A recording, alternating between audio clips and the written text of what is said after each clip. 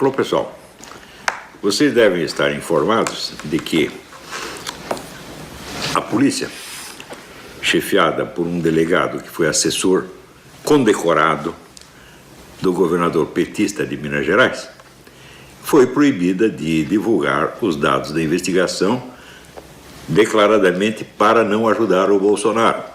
Mas, ao mesmo tempo, o assassino foi autorizado a dar 2 entrevistas para ferrar com a candidatura a Bolsonaro. É o último golpe, a última cartada desses que já viram que estão encurralados pela população que os odeia e que vão tentar uma cartada final culpando o próprio partido do Bolsonaro por este crime cometido por um membro do PSOL. Muito bem. Então o pessoal pode se perguntar como foi possível nós chegarmos a isto, em que um crime eleitoral é cometido na sua cara, a ser pelo delegado, pela polícia, pelo governo, pelos órgãos de comunicação, assim, na véspera de uma eleição. Como pudemos chegar a isso? Então, para isso, nós temos que voltar um pouco no tempo e contar a história direito. Quando houve a tal da redemocratização, todos os políticos que emergiram das catacumbas ou voltaram do exílio eram esquerdistas, todos eles, alguns profundamente comprometidos com o Partido Comunista desde há décadas, né? E tinha 2 ou 3 exceções que eram pessoas fraquíssimas, que vieram a compor o tal do PFL, que era um partido nominalmente liberal, mas que sempre procurava mostrar que não era tão direitista assim, sempre tentava dar um showzinho de isentismo, dizendo que era a favor da causa gay, da causa aquela outra causa feminista, abortista, etc., etc., para não parecer muito direitista. Né? Eu me lembro até que um membro dele, que era o Cláudio Lembo, né? Cláudio Lembo, quando eu o conheci, ele me apresentou aos seus colegas do Mackenzie, dizendo: este é o homem mais direitista do Brasil. E ainda me recomendou: você não pode ser tão direitista assim, você tem que ler um pouco o Evangelho. Né? Daí eu estava com o Evangelho no bolso, falei: é esse aqui? Né? Quer dizer, era um palhaço, evidentemente. Né? O PFL era todinho composto desses palhaços, é um partido que acabou se implodindo a si mesmo para desimpedir o caminho. A função dele era esta: servir de camisinha para os outros partidos. Fora disso, havia 3 agremiações em jogo, que eram o PT, o PSDB e o PMDB. Desses, assim, o PT era assim, o comunista mais radical, o PSDB era o comunista adocicado e o PMDB, que sempre foi controlado pelo Partido Comunista, tinha a função de parecer o partido isento, quer dizer, o partido sem autodefinição ideológica, onde os 2 outros podiam fazer as misturas que quisessem.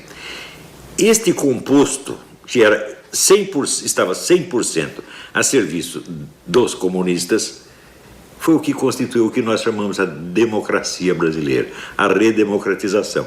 Então era um sistema calculado para haver sempre um rodízio de poder entre o PT e o PSDB, com a ajuda dos seus servidores no PMDB. Isto foi a democracia. Ora, acontece que esta democracia estava contra a maioria da população. A maioria da população brasileira, segundo todas as pesquisas, era acentuadamente conservadora, sobretudo no ponto de vista moral e social. Isso todas as pesquisas, inclusive da Datafolha, mostravam isso. Então, num país que tinha a maioria de 70% a 80% de conservadores, você não tinha um partido conservador, não tinha um jornal diário conservador, não tinha um canal de TV conservador, não tinha uma universidade conservadora, não tinha uma revista semanal conservadora, não tinha nada. Ou seja, a população foi totalmente excluída da democracia. No entanto, essa democracia, ela tinha a seu favor a estabilidade, ela funcionava, ela tinha eleições e parecia que estava tudo normal, vamos dizer, de um certo ponto para cima. Aqui embaixo estava tudo, né, todo mundo oprimido, sem ter meios de expressar a sua opinião, mas lá em cima estava muito bem, era a democracia deles. Essa democracia foi muito bem vendida internacionalmente, mesmo porque todos esses políticos tinham um certo prestígio internacional e nós sabemos que o comunismo é uma rede internacional. O comunismo e o socialismo são redes internacionais, não são partidos nacionais. Todos eles estão ligados, têm conexões com o mundo inteiro e têm o apoio das grandes megafortunas, né? Os bancos, o pessoal do Bilderberg, né? George Soros, Zuckerberg, toda essa gente. Então, é um poder descomunal que controlava o Brasil, quer dizer, a parte superior do Brasil, né, mantendo o povo sob censura, com mordaça, durante 30 ou 40 anos. Isto foi a democracia brasileira. Muito bem. Então, é evidente que foi a democracia calculada para consolidar o poder comunista, socialista, certo? Mais ainda após a fundação do Foro de São Paulo. O Foro de São Paulo era uma organização nitidamente criminosa, onde partidos supostamente legais se associavam intimamente a organizações criminosas, como as Farc, o MIR chileno, que tinha o monopólio dos sequestros na América Latina, né? As Farc, sobretudo, que eram a grande fornecedora de cocaína ao mercado brasileiro. Tudo isso, vamos dizer, numa intimidade totalmente obscena, né? E, na época, se você dissesse que havia uma parceria de PT e Farc, todo mundo ficava escandalizado. Mas você estava vendo lá o Lula presidir o Foro de São Paulo, junto com o Manuel Marulanda, que era o comandante das Farc. Ou seja, a parceria era óbvia, tá certo? Inegável. Mas ainda, o Foro de São Paulo era um órgão internacional e a lei eleitoral brasileira proíbe o registro de qualquer partido que tenha filiação a qualquer órgão internacional. Então, o PT está na ilegalidade desde 1990 e colaborando com essa quadrilha criminosa, com várias quadrilhas criminosas, desde 1990, e a mídia inteira fazendo o possível para não ver, né, tanto que a própria existência do Foro... Não esqueçam isso. O Foro de São Paulo foi a maior entidade política que já existiu na América Latina, congregando 200 partidos e outras organizações. Isso nunca existiu na América Latina. E durante 16 anos, a mídia inteira escondeu e negou a existência do Foro de São Paulo. Ora, então quer dizer que a mídia faz parte desse esquema. A mídia inteira, inteira. Claro que sempre tem um ou outro que não concorda, mas tem que ficar quietinho, porque a maioria da redação o oprime e não deixa falar. Tá certo? Então, veja, uma coisa que eu recomendo para vocês entenderem tudo que aconteceu e está acontecendo na América Latina e no Brasil é isso aqui. Leonardo Coutinho, Hugo Chávez, o Espectro. Isso aqui mostra, baseado só em documentos oficiais do começo até o fim, o envolvimento do governo da Venezuela no tempo do Hugo Chávez e agora, o narcotráfico, terrorismo no mundo inteiro. Por que a Venezuela foi para o buraco? Por que acabou a economia venezuelana? Porque o Hugo Chávez, que se elegeu prometendo restaurar a economia, destruiu tudo, financiando o terrorismo e narcotráfico no mundo inteiro, com a ajuda do seu Lula e do PT. Então, esta gente está envolvida numa rede criminosa de tamanho descomunal. Tanto que condenar o Lula por causa de um sítio ou de um apartamento é ridículo, né? Isso aí é a mesma coisa que você condenar o Stalin porque o Stalin peidou, você tá entendendo? A proporção é esta.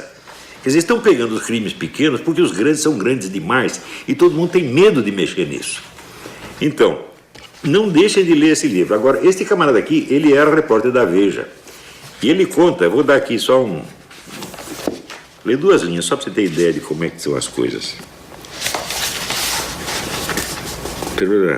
Em abril daquele ano, 2001, a revista Veja publicou uma capa sobre a presença de extremistas islâmicos no Brasil.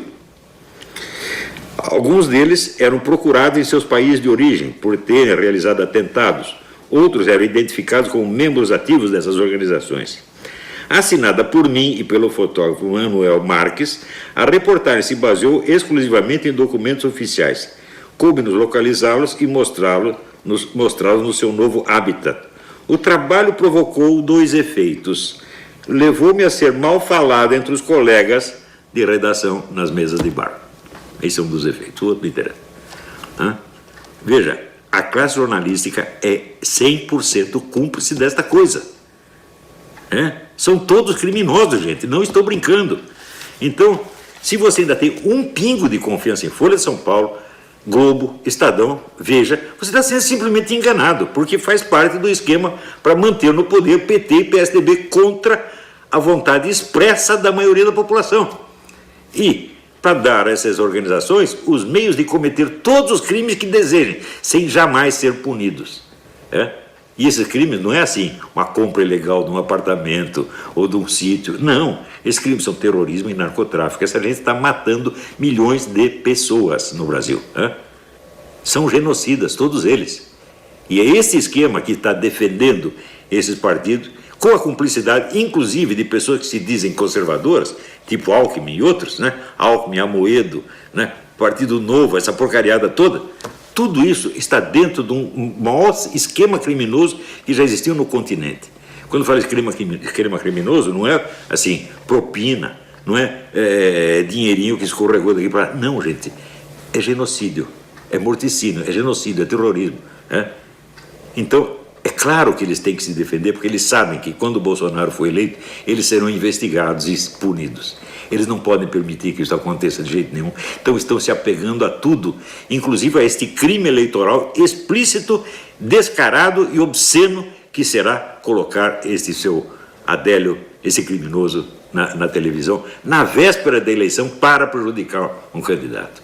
Gente, acordem, vocês não é uma disputa política, não é uma disputa eleitoral, tá certo? É uma disputa contra o banditismo organizado, contra criminosos, psicopatas, gente sem escrúpulo de espécie alguma, incluindo os colaboradores mais suaves, tipo Alckmin. Todos eles estão metidos nisso, todos sem exceção, tá? Então, acordem, ou eleger o Bolsonaro ou dizer adeus ao Brasil. Até a próxima, obrigado.